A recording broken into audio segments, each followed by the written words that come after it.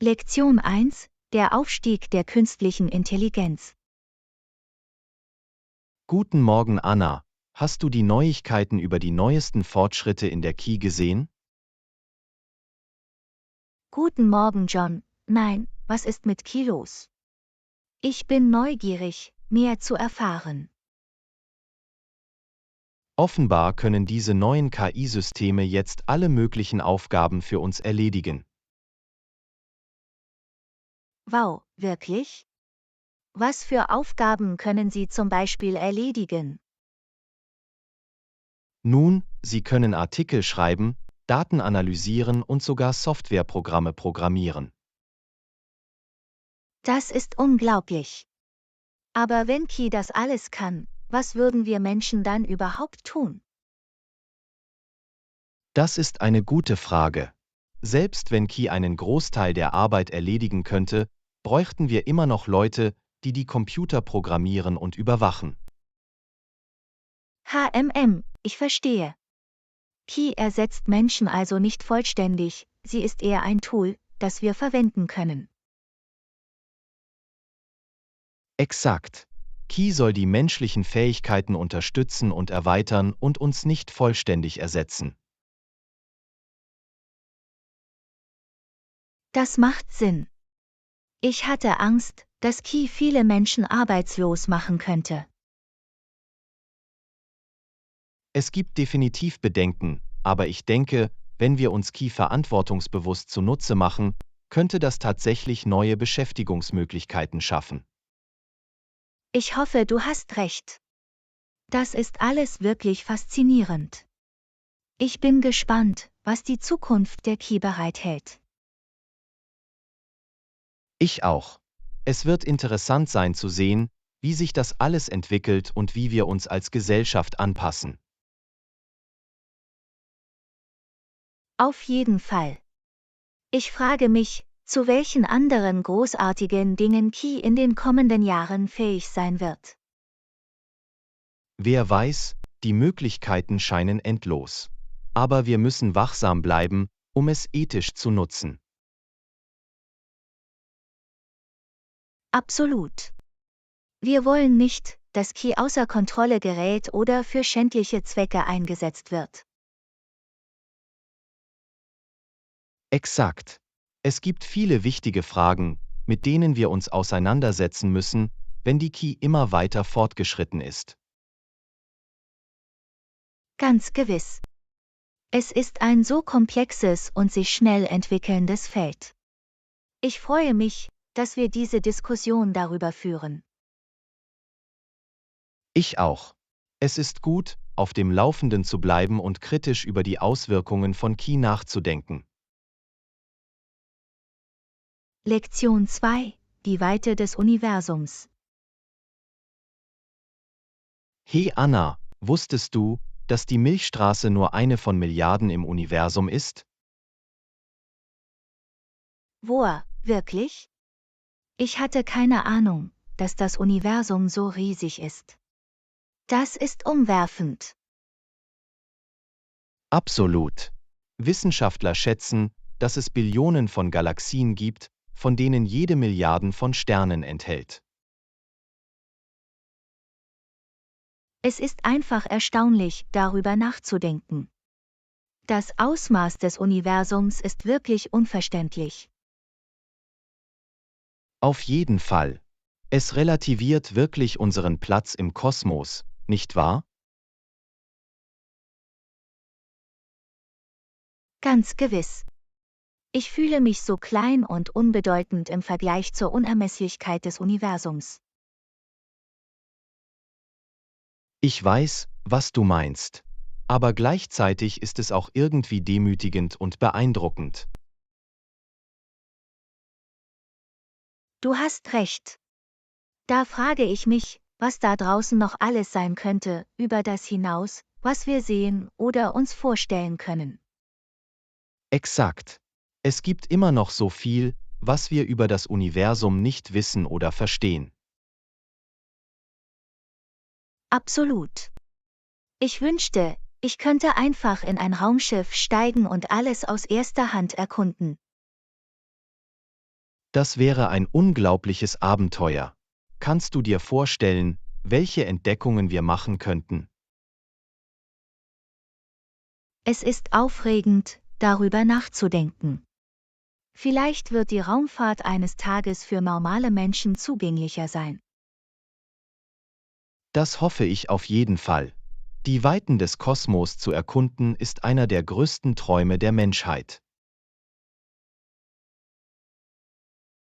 Ganz gewiss. Ich bin dankbar, dass wir Wissenschaftler und Astronauten haben, die sich der Enthüllung der Geheimnisse des Universums verschrieben haben. Ich auch. Ihre Arbeit ist so wichtig, um unser Wissen und Verständnis zu erweitern. Auf jeden Fall. Ich bin immer voller Ehrfurcht, wenn ich in den Nachthimmel schaue und alles betrachte. Ich weiß, es ist wirklich atemberaubend. Das Universum ist eine endlose Quelle des Staunens und der Faszination. Lektion 3: Das richtige Zuhause finden. Hey Anna, hast du darüber nachgedacht, in welcher Preisklasse du dich für ein neues Zuhause wohlfühlst? Weißt du, darüber habe ich viel nachgedacht. Mein Budget liegt bei 1200 bis 1500 Dollar pro Monat. Okay, das ist ein guter Bereich, mit dem man arbeiten kann. Haben Sie sich irgendwelche Immobilien in dieser Preisklasse angesehen? Das habe ich, aber es war schwierig, etwas zu finden, das alle Kästchen innerhalb dieses Budgets erfüllt. Das kann ich mir vorstellen. Der Wohnungsmarkt kann wettbewerbsfähig sein, insbesondere in begehrten Gebieten. Absolut. Ich versuche, Lage, Größe und Ausstattung in Einklang zu bringen, aber das ist eine Herausforderung. Ich höre dich. Haben Sie darüber nachgedacht, Ihre Suche auf nahegelegene Stadtteile auszudehnen? Das ist ein toller Vorschlag. Möglicherweise muss ich meine geografische Suche erweitern, um mehr Optionen zu finden. Definitiv eine Erkundung wert. Vielleicht finden Sie einige versteckte Juwelen in Gebieten etwas außerhalb der Stadt. Das ist ein gutes Argument. Ich muss mir die umliegenden Vororte genauer ansehen. Und vergessen Sie nicht, Dinge wie die Pendelzeiten und die Anbindung an öffentliche Verkehrsmittel zu berücksichtigen. Richtig, das sind auch wichtige Überlegungen. Ich möchte sicherstellen, dass ich einen günstigen Standort wähle. Absolut. Es geht darum, das richtige Gleichgewicht zwischen Ihren Bedürfnissen und Ihrem Budget zu finden. Exakt. Es ist ein heikler Tanz, aber ich bin fest entschlossen, das perfekte Zuhause für mich zu finden. Ich habe keinen Zweifel, dass du dort ankommen wirst. Nehmen Sie sich einfach Zeit und wägen Sie alle Ihre Optionen sorgfältig ab. Danke. Ihr Rat ist sehr hilfreich, da ich diesen gesamten Prozess steuere. Ich freue mich, dass ich ein paar Einblicke geben konnte. Lassen Sie mich wissen, wenn Sie unterwegs weitere Fragen haben. Lektion 4: Mit einem Freund einkaufen. Guten Morgen, Anna. Möchtest du heute mit mir einkaufen gehen? Das klingt toll. Ich würde die Gesellschaft lieben, während ich in den Geschäften stöbere. Wunderbar. Ich kaufe gerne mit dir ein. Es macht immer mehr Spaß, jemanden zum Chatten zu haben. Genau. Außerdem hast du einen tollen Stil, also schätze ich deine Meinung zu Outfits. Warum? Danke. Ich stelle meine Modekompetenz gerne zur Verfügung. Welche Art von Gegenständen hoffst du zu finden? Nun, ich musste meine Garderobe ein bisschen auffrischen. Ich bin auf der Suche nach neuen Oberteilen und Kleidern. Hervorragend, ich bin sicher, wir können einige schöne Stücke finden, die zu Ihrem Stil passen. Ich freue mich riesig darauf. Mit einem guten Freund macht das Einkaufen immer mehr Spaß. Ich stimme zu. Es wird nett sein, sich zu unterhalten, während wir die Geschäfte erkunden. Absolut. Außerdem können Sie mir bei der Entscheidung helfen, ob ein Artikel den Kauf wirklich wert ist. Ich gebe gerne eine zweite Meinung ab. Ich weiß, wie schwierig es sein kann, sich auf neue Klamotten festzulegen. Auf jeden Fall. Ich neige dazu, Dinge zu überdenken, also wird Ihre Perspektive von unschätzbarem Wert sein. Gar kein Problem. Ich freue mich immer, meine ehrlichen Gedanken äußern zu können. Das weiß ich zu schätzen. Sollen wir uns dann in ein paar Stunden treffen? Klingt perfekt. Ich werde in Kürze dorthin fahren und am Eingang des Einkaufszentrums auf dich warten. Toll, wir sehen uns dann. Das wird ein lustiger Einkaufsbummel, das kann ich schon sagen. Ich bin mir sicher, dass es so sein wird. Ich freue mich darauf. Lektion 5. Etwas Leckeres zubereiten. Hey Anna, ich habe gerade ein köstliches Quinoa-Gericht zubereitet. Möchtest du welche probieren? Oh, das klingt wunderbar. Das würde ich sehr gerne. Quinoa ist eines meiner Lieblingsgetreide. Toll, ich freue mich, dass du ein Fan bist. Ich habe etwas Gemüsebrühe hinzugefügt, um ihm zusätzlichen Geschmack zu verleihen. Das ist eine nette Geste. Ich wette, die Brühe passt wirklich gut zur Quinoa. Exakt. Und ich habe auch etwas frisches Gemüse angebraten, um es unterzumischen. Lecker, da läuft mir das Wasser im Mund zusammen. Was für Gemüse hast du verwendet? Ich habe mich für ein farbenfrohes Sortiment entschieden: Karotten, Paprika und Zucchini. Hervorragende Wahl, die passen alle so gut zur Quinoa. Ich kann es kaum erwarten, es zu versuchen. Wunderbar. Lass mich dir eine Portion auftischen. Ich hoffe, es gefällt euch genauso gut wie mir. Ich bin mir sicher, dass ich das tun werde. Danke, dass du deine kulinarische Kreation mit mir geteilt hast. Natürlich freue ich mich darüber. Kochen macht immer mehr Spaß, wenn ich es mit einem Freund teilen kann. Ich stimme zu. Und es ist so schön, wenn jemand Gedanken und Sorgfalt in ein hausgemachtes Essen steckt. Auf jeden Fall. Ich habe versucht, alle Aromen und Texturen gut auszubalancieren. Nun, es hat auf jeden Fall funktioniert. Das ist absolut köstlich. Ich freue mich riesig, dass es dir gefällt. Fühlen Sie sich frei, für Sekunden zurückzugehen.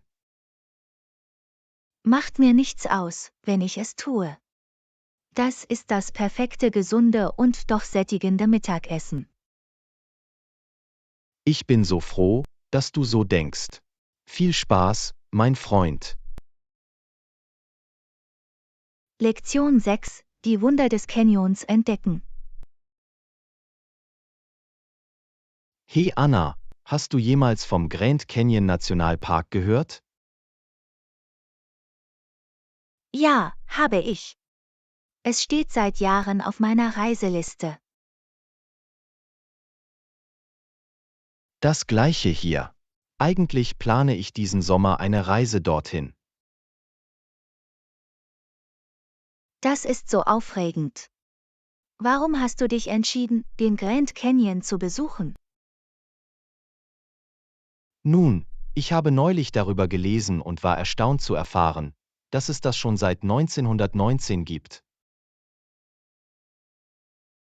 Wow, das ist eine ziemlich lange Geschichte. Ich wusste, dass es sich um eine alte geologische Formation handelt, aber ich wusste nicht, dass es den Park selbst schon seit über einem Jahrhundert gibt. Exakt. Und der Grund, warum es 1919 zum Nationalpark wurde, ist, dass der Colorado River, der durch ihn fließt, unglaublich schnell und mächtig ist. Ich kann mir vorstellen, wie gefährlich und tückisch dieser Fluss sein muss. Kein Wunder, dass sie das Gebiet schützen wollten. Auf jeden Fall.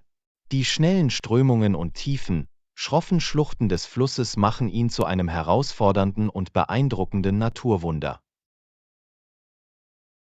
Ich wette, die Aussicht vom Canyonrand ist einfach atemberaubend. Ich habe so viele atemberaubende Fotos gesehen, aber ich kann mir nur vorstellen, wie beeindruckend es persönlich ist. Darauf freue ich mich am meisten. Ich möchte am Rand entlang wandern und die Größe und Schönheit der Landschaft genießen. Das klingt nach einer unglaublichen Erfahrung. Ich bin ein bisschen neidisch, um ehrlich zu sein. Nun, du solltest auf jeden Fall bald eine Reise dorthin planen. Ich würde mich freuen, meine Reiseroute und Empfehlungen mit Ihnen zu teilen. Das würde ich wirklich schätzen. Der Grand Canyon stand schon so lange auf meiner Liste, und jetzt bin ich noch motivierter, ihn zu verwirklichen. Wunderbar. Ich schicke dir alle Details, sobald ich meine Pläne fertiggestellt habe. Es wird ein unvergessliches Abenteuer. Lektion 7: Die Eroberung des Unerforschten. Guten Morgen. Hast du von der unglaublichen Leistung gehört, die jemand im Ontariosee vollbracht hat? Nein, ich glaube nicht, dass ich davon gehört habe. Was ist passiert? Offenbar hatte noch nie zuvor ein Mann oder eine Frau den gesamten Ontariosee überquert. Das ist unglaublich. Der Ontariosee ist riesig, nicht wahr? Wie weit ist die Entfernung? Es sind ungefähr 32 Meilen von einer Seite zur anderen. Und das Wasser ist auch eiskalt. 32 Meilen? Das ist eine erstaunliche Entfernung zum Schwimmen, besonders in kaltem Seewasser. Das muss eine immense Herausforderung gewesen sein. Genau. Aber vor kurzem gelang es einem entschlossenen Schwimmer, die gesamte Überfahrt zu absolvieren. Wow, das ist unglaublich. Ich kann mir nicht einmal vorstellen, wie schwierig und anstrengend das gewesen sein muss. Der Schwimmer hatte den ganzen Weg mit starken Strömungen und eisigen Temperaturen zu kämpfen. Es ist eine unglaubliche Leistung menschlicher Ausdauer. Ich bin voller Ehrfurcht. Diese Strecke unter diesen Bedingungen zu schwimmen, ist wirklich bemerkenswert. Wer war die Person, die das erreicht hat? Es war eine junge Frau namens Annalise Carr. Sie war erst 14 Jahre alt, als sie die Überfahrt machte. 14 Jahre alt? Das ist einfach erstaunlich. Ich kann nicht glauben, dass ein Teenager in der Lage war, etwas so körperlich Anspruchsvolles zu schaffen. Ich weiß, oder? Annalise wird als Heldin und Inspiration gefeiert, besonders für junge Leute. Das sollte sie auf jeden Fall sein. Das Überqueren des Ontariosees ist die Art von Herausforderung, mit der die meisten Erwachsenen zu kämpfen haben würden, geschweige denn ein Teenager. Auf jeden Fall. Annalaises Leistung zeigt, dass wir mit genügend Entschlossenheit und Training unglaubliche Dinge erreichen können. Ich stimme zu. Ihre Geschichte ist so motivierend. Es bringt mich dazu, meine eigenen Grenzen zu überschreiten und zu sehen, wozu ich fähig bin. Das Gleiche hier. Annalaise hat einen neuen Standard für das, was möglich ist, gesetzt. Ich kann es kaum erwarten zu sehen, was sie in Zukunft noch erreicht. Ich auch nicht. Sie ist wirklich eine Inspiration, und ihre Geschichte werde ich nicht so schnell vergessen. Lektion 8: Die Swinging Sounds des Jazz. Jo, hast du in letzter Zeit gute Jazzmusik gehört? Weißt du, ich wollte die Jazzszene mehr erkunden. Welche Instrumente spielen Jazzmusiker normalerweise? Oh, die Liste geht weiter. Jazzbands spielen oft Instrumente wie Trompete, Saxophon, Kornett und Posaune. Ah, die großen Blechblasinstrumente. Das muss einen so satten, lebendigen Klang erzeugen. Absolut. Und die Rhythmusgruppe ist genauso wichtig. Klavier, Bass und Schlagzeug bilden das Rückgrat.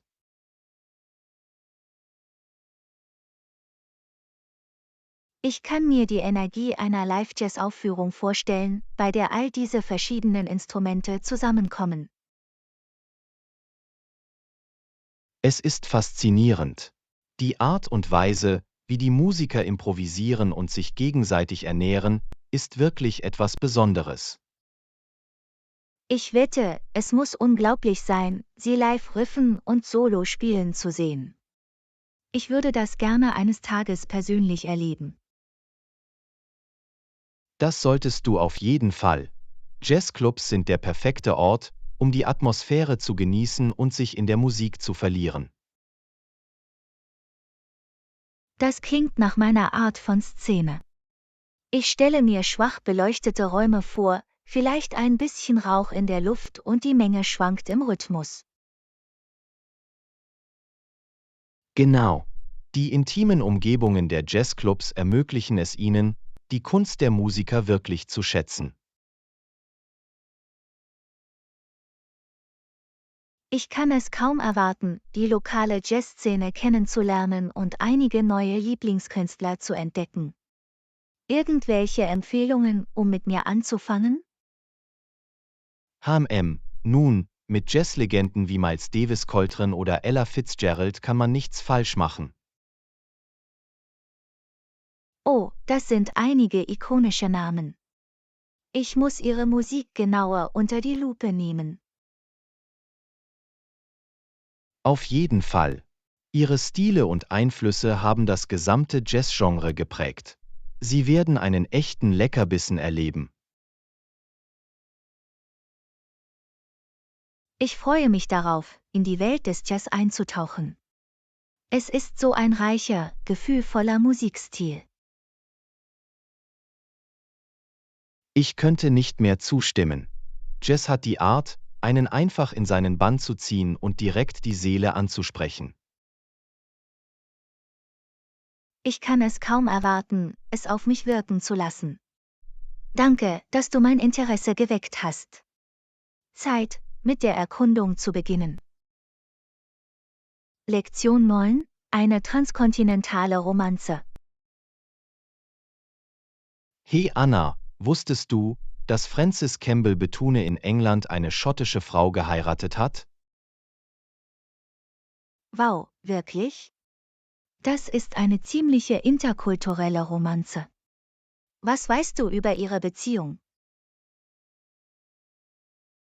Nun, nach dem, was ich gelesen habe, liebte Bethune seine Frau sehr, trotz der geografischen Entfernung zwischen ihren Heimatländern. Das ist so interessant. Ich kann mir vorstellen, dass ihre Ehe für beide voller kultureller Austausch und neuer Erfahrungen gewesen sein muss. Absolut. Bethune war Engländer, aber er nahm die Traditionen und das Erbe seiner schottischen Frau an. Es ist wunderbar, wenn zwei Menschen mit unterschiedlichem Hintergrund zusammenkommen und voneinander lernen können. Auf jeden Fall. Ihre Bindung muss unglaublich stark gewesen sein, um die Herausforderungen zu bewältigen, die sich aus der Zugehörigkeit zu verschiedenen Ländern ergeben. Ich frage mich, wie sie sich kennengelernt haben und was sie überhaupt zueinander gebracht hat. Das ist eine gute Frage. Ich kann mir vorstellen, dass ihre gemeinsamen Leidenschaften und Interessen dazu beigetragen haben, die geografische Kluft zu überbrücken. Vielleicht haben sie sich über eine gemeinsame Liebe zur Literatur oder Kunst verbunden. Diese Art von intellektuellen Verbindungen kann so mächtig sein. Guter Punkt. Oder vielleicht haben sie sich in einem gemeinsamen sozialen Kreis kennengelernt und ihre Romanze blühte von dort aus auf. So oder so, es ist eine herzerwärmende Geschichte von zwei Menschen, die allen Widrigkeiten trotzen, zusammen zu sein. Absolut. Ihre transkontinentale Liebesgeschichte ist die Art, die wirklich die Fantasie anregt.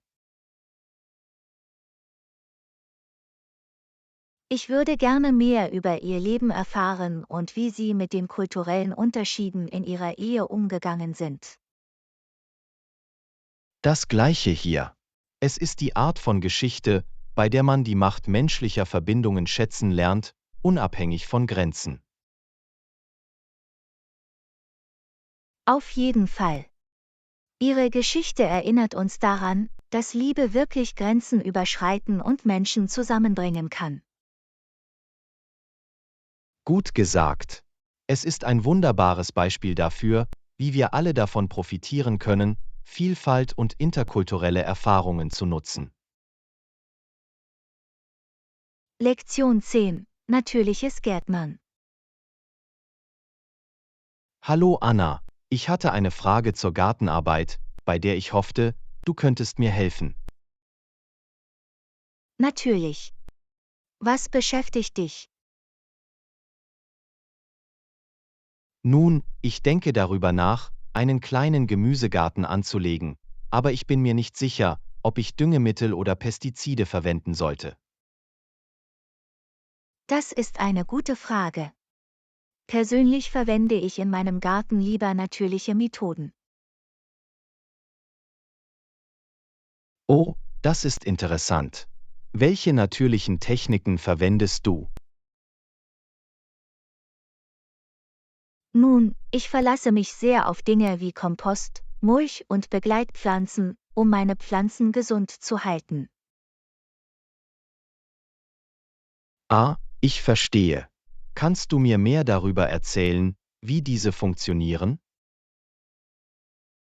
Absolut. Kompost fügt dem Boden Nährstoffe hinzu, während Mulch hilft, Feuchtigkeit zu speichern und Unkraut zu unterdrücken. Das macht sehr viel Sinn. Und was ist mit der Begleitpflanzung? Beim Begleitpflanzen werden bestimmte Pflanzen zusammengezüchtet, von denen sie sich gegenseitig profitieren können. Zum Beispiel helfen Ringelblumen, Schädlinge abzuschrecken. Faszinierend. Ich wusste nicht, dass es so viele natürliche Möglichkeiten gibt, einen Garten zu pflegen.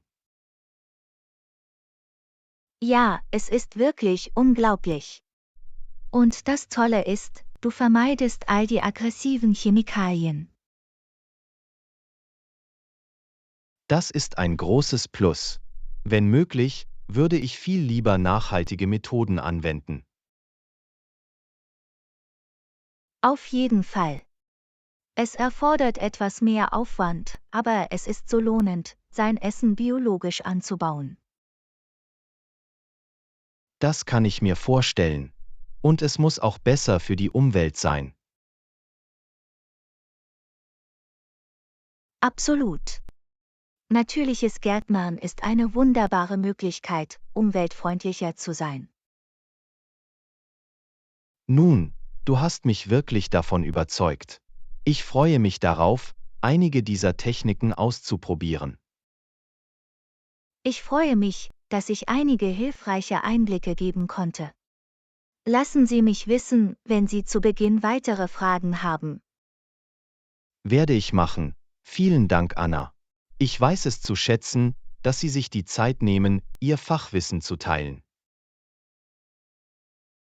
Lektion 11: Budgetfreundliches Leben. Guten Morgen, Anna. Kann ich dich etwas über Budgetierung fragen? Absolut, ich freue mich, darüber zu chatten. Was beschäftigt dich? Nun, ich versuche, mehr auf meine Ausgaben zu achten, aber es kann schwierig sein. Das verstehe ich vollkommen. Die Budgetierung erfordert einige Mühe, aber auf lange Sicht lohnt es sich. Das habe ich gehört. Hast du irgendwelche Tipps zur Einhaltung eines Budgets? Ja, ich finde es sehr hilfreich, meine Ausgaben zu verfolgen und zu kategorisieren. Ah, ich verstehe. Das macht Sinn. Welche Kategorien verwendest du? Dinge wie Miete, Nebenkosten, Lebensmittel, Unterhaltung und Ersparnisse. Es gibt mir ein klares Bild. Das ist ein großartiges System. Ich muss so etwas ausprobieren. Und vergessen Sie nicht, auch etwas Flexibilität einzubauen. Budgets sind nicht dazu bestimmt, starr zu sein. Guter Punkt. Es geht darum, das richtige Gleichgewicht zu finden. Exakt. Der Schlüssel liegt darin, Ihre Ausgabegewohnheiten realistisch einzuschätzen. Richtig, und auch die Berücksichtigung dieser unerwarteten Ausgaben. Auf jeden Fall. Es ist so wichtig, für einen Regentag zu sparen. Absolut. Mein Budget ist mir auch wichtig. Es ist gut, im Voraus zu planen.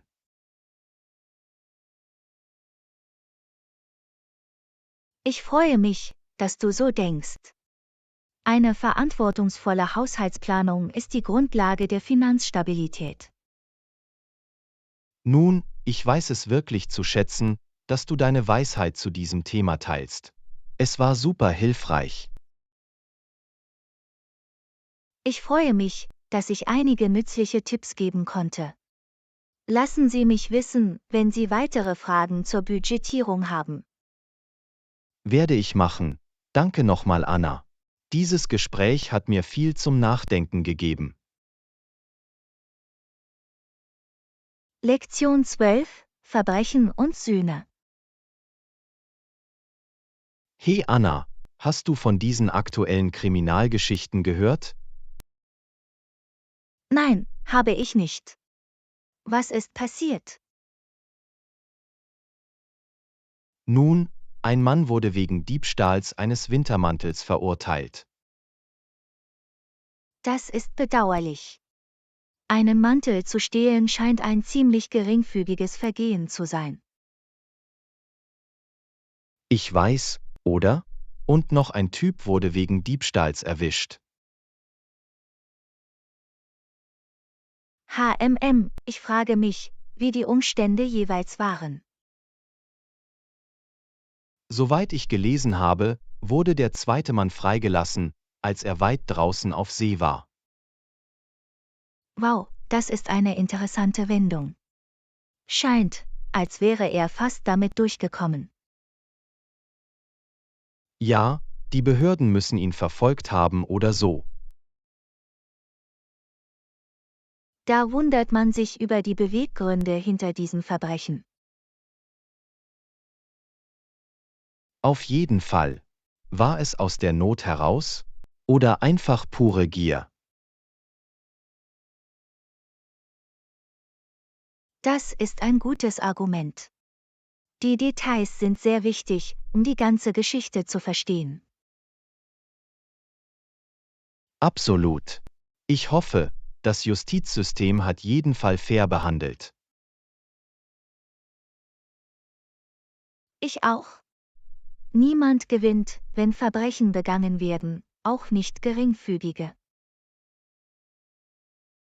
Richtig, es gibt immer Konsequenzen, auch wenn sie unverhältnismäßig erscheinen. Exakt. Es ist ein komplexes Thema ohne einfache Antworten. Einverstanden. Es gibt viel zu entpacken, wenn es um Verbrechen und Bestrafung geht. Auf jeden Fall. Es ist ein interessantes Thema zum Diskutieren, das ist sicher. Ganz gewiss. Danke, dass du mit mir darüber geschattet hast. Lektion 13: Wetterprobleme. Guten Morgen. Ich bin so froh, dass der Regen endlich aufgehört hat. Ich auch. Ich hatte das ganze düstere Wetter satt. Absolut. Dieser Sonnenschein ist eine willkommene Abwechslung. Einverstanden. Das Wetter war in letzter Zeit so unberechenbar. Erzähl mir davon. An einem Tag gießt es, am nächsten ist es glühend heiß. Es war eine echte Achterbahnfahrt. Es ist schwierig, im Freien etwas zu planen. Exakt. Ich musste mein Picknick letztes Wochenende wegen des Regens absagen. Oh nein, das ist ein Mist. Ich hatte gehofft, dieses Wochenende wandern zu gehen. Vielleicht haben wir Glück und die Prognose ist klar. Das hoffe ich auf jeden Fall. Es wäre toll, etwas Zeit in der Natur zu verbringen. Auf jeden Fall. Die frische Luft und Bewegung wären unglaublich. Absolut. Ich drücke die Daumen für ein kooperatives Wetter. Das gleiche hier. Dieses Auf und Ab der Temperatur macht mich verrückt. Ich weiß, was du meinst. Es ist heutzutage schwer zu wissen, wie man sich kleidet. Das ist sicher. An einem Tag bin ich gebündelt, am nächsten schwitze ich. Es ist genug, um dir den Kopf zu drehen. Ich bin bereit für etwas Stabilität. Ich auch. Hoffentlich beruhigen sich die Wettermuster bald. Das hoffe ich wirklich. Ich habe die ständige Unsicherheit satt. Ja, ich auch. Aber wenigstens scheint heute die Sonne. Lektion 14: Tagesabläufe. Hey Anna, wie sieht deine Morgenroutine aus? Nun, normalerweise wache ich gegen 6:30 Uhr auf und putze mir sofort die Zähne. Das gleiche hier. Das ist eine so wichtige Art, den Tag zu beginnen. Auf jeden Fall. Danach mache ich gerne ein schnelles Training. Oh, nett. Ich frühstücke lieber erst gemütlich.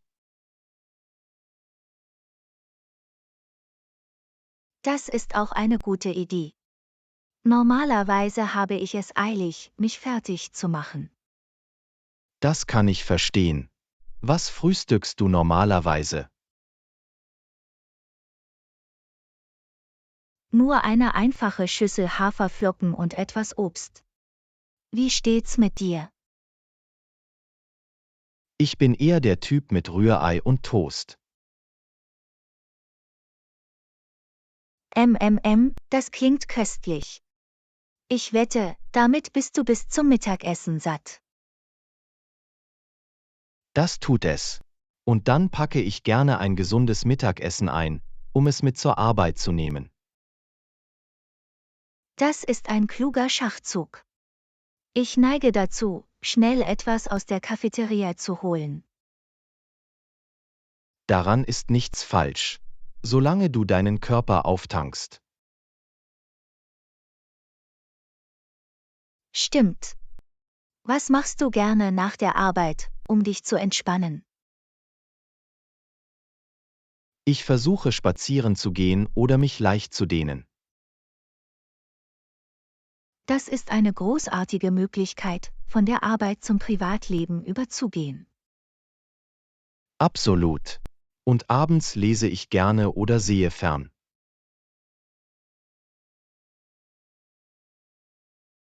Das gleiche hier. Es ist wichtig, diese Ausfallzeiten zu haben, nicht wahr? Auf jeden Fall. Eine gute Routine hilft mir, ausgewogen und produktiv zu bleiben. Lektion 15: Sorgen und Ermutigung. Hey Anna, wie fühlst du dich in letzter Zeit? Ich mache mir ein bisschen Sorgen, dass ich meinen Englischunterricht nicht bestehe. Ich verstehe. Englisch kann für viele Schüler ein herausforderndes Fach sein. Das ist es wirklich. Ich hatte Mühe, mit der Arbeitsbelastung und den Grammatikregeln Schritt zu halten. Ich bin mir sicher, dass es dir besser geht, als du denkst. Sei nicht zu hart zu dir selbst. Das hoffe ich. Ich möchte wirklich gut abschneiden, aber die Tests und Aufgaben sind so entmutigend. Ich kenne das Gefühl, aber versuche dich auf die Fortschritte zu konzentrieren, die du bereits gemacht hast.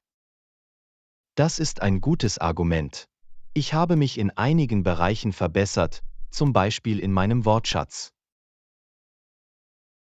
Genau. Bauen Sie auf diesen Erfolgen auf und scheuen Sie sich nicht, um Hilfe zu bitten.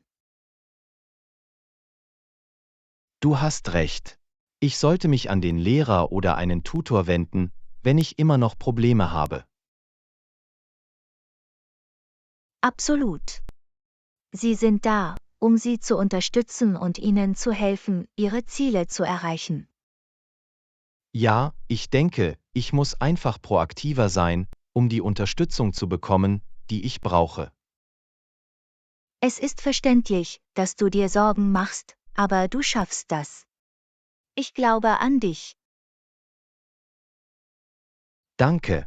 Deine Ermutigung bedeutet mir wirklich viel. Ich freue mich, dass ich helfen konnte. Denken Sie daran, jeder Schritt vorwärts ist ein Fortschritt. Das werde ich im Hinterkopf behalten. Ich weiß es zu schätzen, dass Sie sich die Zeit nehmen, zuzuhören und Ratschläge zu geben. Lektion 16: Inspirierende Künstler. Hey Anna, hast du von dem kanadischen Künstler Paul Kane gehört? Ich habe gehört, dass seine Arbeit von einem anderen wichtigen Pionierkünstler inspiriert wurde. Oh, wirklich? Das ist interessant. Ich wusste nicht viel über Paul Kane. Wer war der andere Künstler, der ihn inspiriert hat? Ich glaube, es war eine Frau namens Caitlin. Ihre Arbeit an der Grenze hat dazu beigetragen, Künstlern wie Paul Kane den Weg zu ebnen. Das ist faszinierend. Ich liebe es, etwas über die Verbindungen zwischen verschiedenen Künstlern zu lernen und wie sie sich gegenseitig beeinflussen. Das Gleiche hier. Es ist erstaunlich, wie die kreative Vision einer Person andere inspirieren kann. Auf jeden Fall. Wissen Sie, welche Art von Arbeit Caitlin und Paul Kane an der Grenze gemacht haben? Soweit ich weiß, konzentrierte sich Caitlin sehr darauf, die rauen Landschaften und indigenen Kulturen der Grenzregionen einzufangen. Ah, ich verstehe. Und ich kann mir vorstellen, dass Paul Keen einen ähnlichen Ansatz gewählt hat, aber mit seinem eigenen, einzigartigen künstlerischen Stil. Exakt. Er ist bekannt für seine detaillierten Gemälde, die die indigenen Völker und Lebensräume im Westen Kanadas dokumentierten. Das muss ein so wichtiges Werk gewesen sein, um diese kulturellen Traditionen und Naturlandschaften zu bewahren. Absolut. Es ist erstaunlich, wie Künstler ihre Talente einsetzen können, um wichtige Geschichten und Perspektiven zu teilen.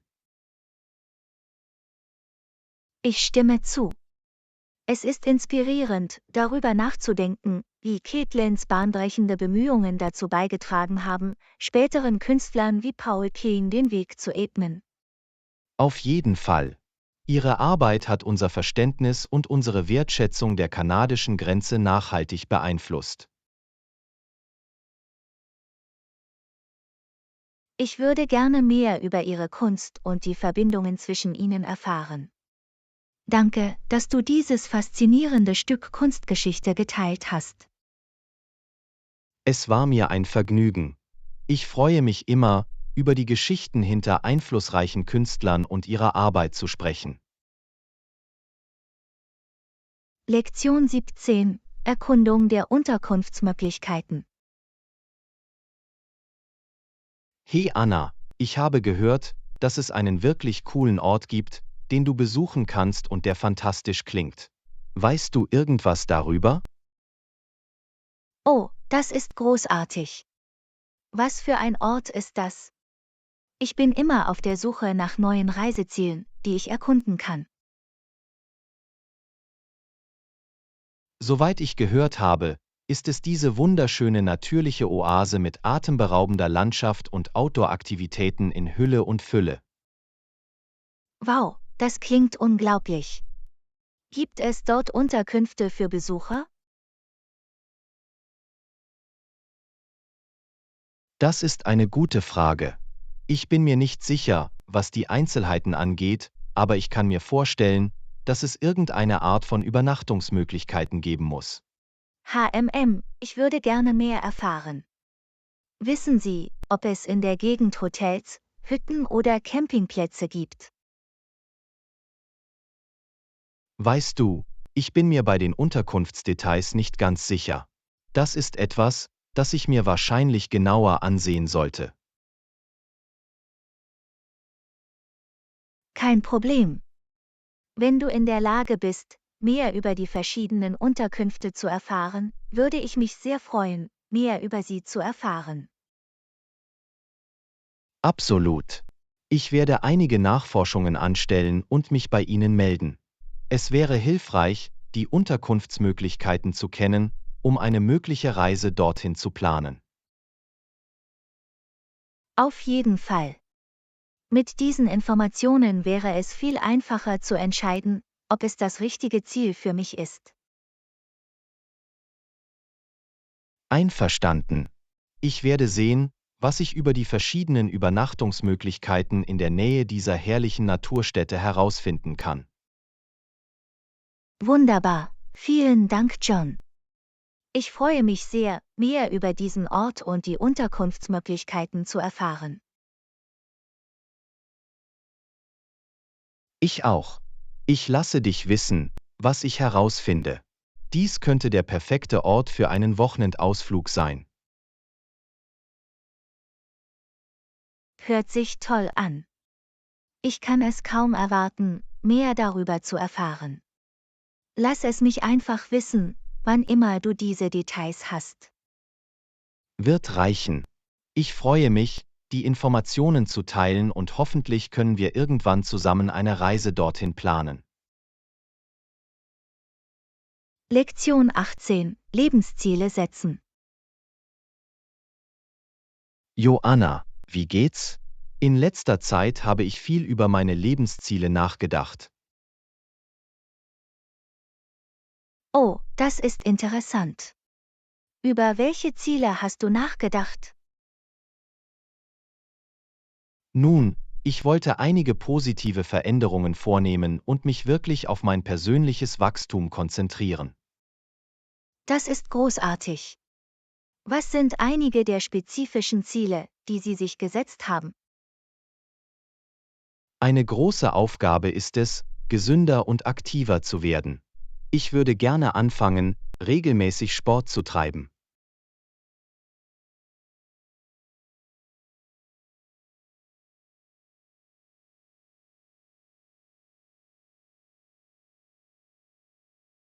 Auf jeden Fall. Und ich möchte auch daran arbeiten, finanziell verantwortungsbewusster zu sein. Ah ja, die Verwaltung der Finanzen ist so wichtig. Welche finanziellen Ziele haben Sie vor Augen? Ich möchte in den nächsten Jahren anfangen, für eine Anzahlung für ein Haus zu sparen. Wow, das ist ein wirklich großes und aufregendes Ziel. Hast du einen Plan, um darauf hinzuarbeiten? Ich bin immer noch dabei, die Einzelheiten herauszufinden, aber ich weiß, dass ich meine Ausgaben reduzieren und meine Ersparnisse erhöhen muss. Das macht absolut Sinn. Ein klarer Plan wird entscheidend sein, um dieses Ziel des Hauskaufs zu erreichen. Absolut. Und darüber hinaus möchte ich mich auch auf die persönliche Entwicklung konzentrieren. Oh, das ist großartig. Welche persönlichen Wachstumsziele haben Sie sich gesetzt? Ich würde wirklich gerne daran arbeiten, selbstbewusster zu sein und mich mehr zu präsentieren. Das ist ein wunderbares Ziel. Selbstvertrauen zu kultivieren kann einen so positiven Unterschied machen. Ganz gewiss. Es gibt eine Menge, an der ich arbeiten möchte, aber ich fühle mich motiviert und freue mich darauf. Ich freue mich so, das zu hören. Es ist toll, dass Sie sich so proaktiv sinnvolle Ziele setzen. Danke. Danke, dass du zuhörst und mich so unterstützt. Es bedeutet wirklich viel. Lektion 19: Diskussion einer 30-tägigen Gnadenfrist.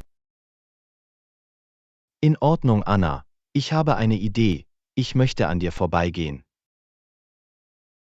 Okay, ich bin ganz Ohr. Was beschäftigt dich? Nun, ich dachte, wir könnten versuchen, eine 30-tägige Nachfrist für das Projekt, an dem wir gearbeitet haben, einzuführen. Eine 30-tägige Nachfrist? Das ist ein interessantes Konzept. Erzähl mir mehr darüber. Ja, die Idee ist, uns zusätzliche 30 Tage Zeit zu geben, um bestimmte Aufgaben ohne Strafe zu erledigen. Ich verstehe. Das könnte hilfreich sein, besonders für Aufgaben, die etwas mehr Zeit in Anspruch nehmen könnten. Genau. Ich denke, das würde den Druck verringern und es uns ermöglichen, die Dinge richtig zu machen. Das macht Sinn. Welche Aufgaben hatten Sie für diese Gnadenfrist im Sinn? Nun, vielleicht könnten Dinge wie die Fertigstellung des Designs oder das Einholen von Kundenfeedback enthalten sein. Okay, das klingt vernünftig. Und du denkst, 30 Tage wären die richtige Zeit? Ich glaube schon, ja. Es ist lang genug, um eine gewisse Flexibilität zu bieten, aber nicht zu lang, um das Projekt zu verzögern. In Ordnung, ich bin offen dafür, es auszuprobieren. Wie schlagen Sie vor, die Schonfrist zu strukturieren? Ich dachte, wir könnten eine klare Liste erstellen, welche Leistungen in Frage kommen, und das dann dem Kunden mitteilen. Gute Entscheidung. Transparenz wird entscheidend sein, damit alle auf derselben Wellenlänge sind. Auf jeden Fall. Und vielleicht können wir es nach den ersten 30 Tagen noch einmal überprüfen, um zu sehen, ob es gut funktioniert. Das ist eine kluge Idee. Beurteilen Sie es unterwegs und nehmen Sie bei Bedarf Anpassungen vor. Exakt. Also, was denkst du? Bist du bereit, eine 30-tägige Nachfrist auszuprobieren? Weißt du, je mehr ich darüber nachdenke, desto mehr denke ich, dass es wirklich nützlich sein könnte. Lass es uns versuchen. Toll, ich freue mich, dass du an Bord bist. Ich denke, das könnte einen großen Unterschied darin machen, wie wir das Projekt angehen. Lektion 20. Social Media klug nutzen. Hallo Anna, ich wollte deine Gedanken zur Nutzung sozialer Medien erfahren. Oh, Social Media, das ist ein interessantes Thema. Was ist damit? Nun, ich habe darüber nachgedacht, wie mächtig es als Werkzeug sein kann, aber auch, wie wichtig es ist, es mit Bedacht einzusetzen. Das ist ein wirklich gutes Argument. Soziale Medien können ein zweischneidiges Schwert sein, wenn wir nicht vorsichtig sind. Exakt. Ich habe das Gefühl, dass viele Leute in die negativen Aspekte verwickelt werden. Auf jeden Fall. Die ständigen Vergleiche und der Druck, ein perfektes Leben zu präsentieren, können wirklich schädlich sein. Vollkommen. Aber ich denke auch, dass soziale Medien viel Gutes bewirken können, wenn wir sie richtig nutzen. Absolut. Es kann eine großartige Möglichkeit sein, mit Menschen in Kontakt zu treten und aussagekräftige Inhalte zu teilen. Auf jeden Fall. Was sind Ihrer Meinung nach einige der Schlüssel, um soziale Medien sinnvoll zu nutzen? Ich würde sagen, darauf zu achten, wie viel Zeit wir damit verbringen, und bewusst mit den Inhalten umzugehen, die wir konsumieren und erstellen. Das ist ein gutes Argument. Mäßigung ist so wichtig. Und wählerisch zu entscheiden, womit wir uns beschäftigen. Exakt. Und ich denke, es ist wichtig, sich daran zu erinnern, dass soziale Medien nur ein Highlight sind, nicht die Realität. Ja, es ist so leicht, sich in der Illusion von Perfektion zu verfangen. Das müssen wir im Blick behalten.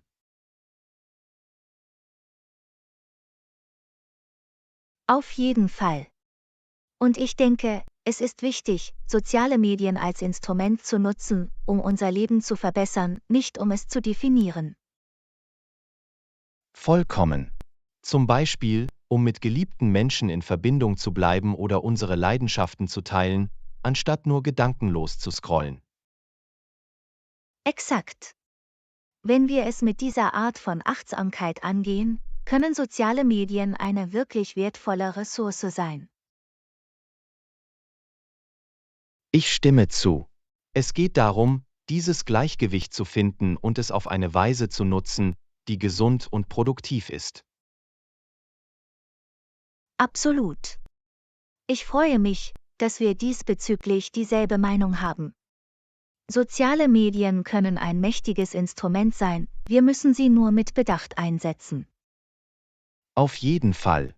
Ich denke, das ist ein wichtiges Gespräch für die Leute, besonders heutzutage. Lektion 21. Verbindungen kochen. Guten Morgen, Anna. Ich habe gehört, du probierst ein neues Rezept aus. Wie geht's? Oh hey John, es läuft ziemlich gut. Ich bin gespannt, wie dieses Gericht wird. Das ist großartig. Was für ein Gericht machst du? Es ist eine Gemüsepfanne. Ich versuche, mehr Gemüse in meine Mahlzeiten aufzunehmen. Nette Bratpfannengerichte sind so eine leckere und gesunde Option. Hast du ein Lieblingsgemüse in der Mischung? Ich muss sagen, die Paprika. Sie verleihen so einen schönen Crunch und Süße. Oh ja, Paprika sind die besten. Welches andere Gemüse hast du verwendet? Ich habe auch Brokkoli, Karotten und ein paar Pilze drin. Ich versuche, so viele Nährstoffe wie möglich aufzunehmen. Klingt köstlich. Ich bin mir sicher, dass es fantastisch werden wird. Ich hoffe es. Kochen kann für mich manchmal ein Hit oder Misserfolg sein. Keine Sorge, ich bin sicher, du schaffst das. Was ist dein Geheimnis, um das Gemüse perfekt zuzubereiten? Ich würde sagen, der Schlüssel ist, die Pfanne nicht zu überfüllen und sie schön anbraten zu lassen. Ich muss ihnen etwas Platz zum Atmen geben. Ah, guter Tipp. Das macht absolut Sinn.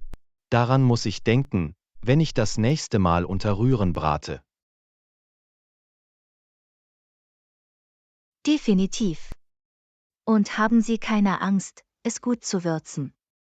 Ein wenig Knoblauch und Ingwer reichen weit.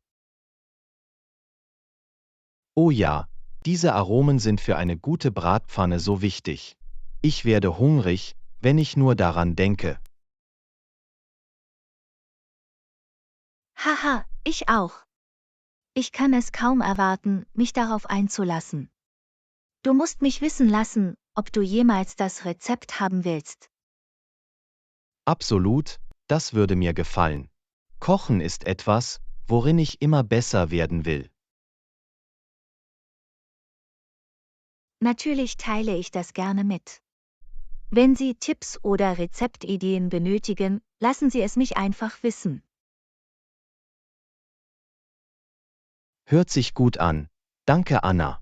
Ich weiß das Angebot zu schätzen und ich bin mir sicher, dass deine Bratpfanne fantastisch sein wird. Lektion 22: Feier der Kreativität.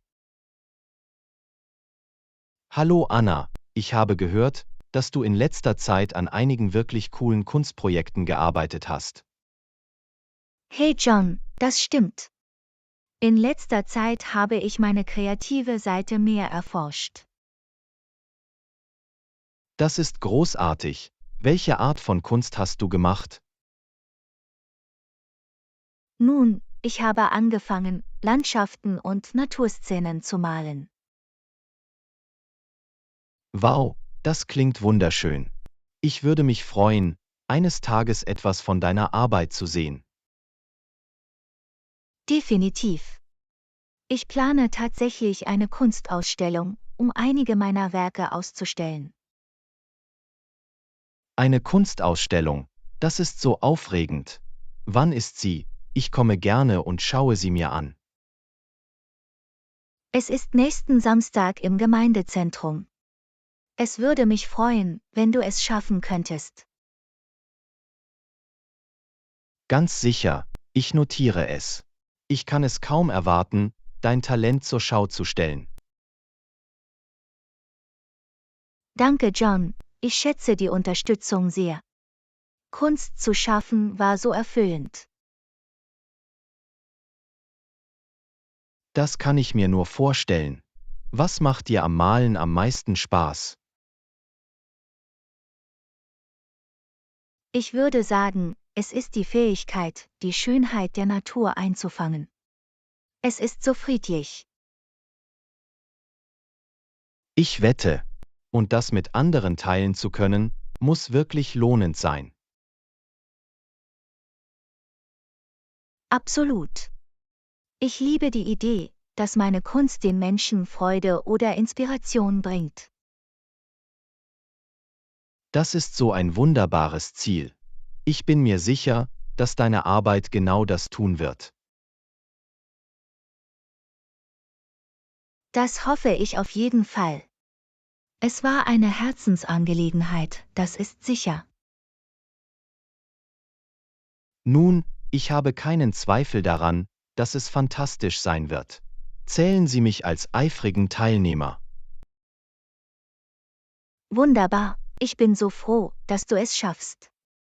Es bedeutet mir viel, deine Unterstützung zu haben. Natürlich würde ich es nicht verpassen. Deine Kreativität ist wirklich etwas Besonderes.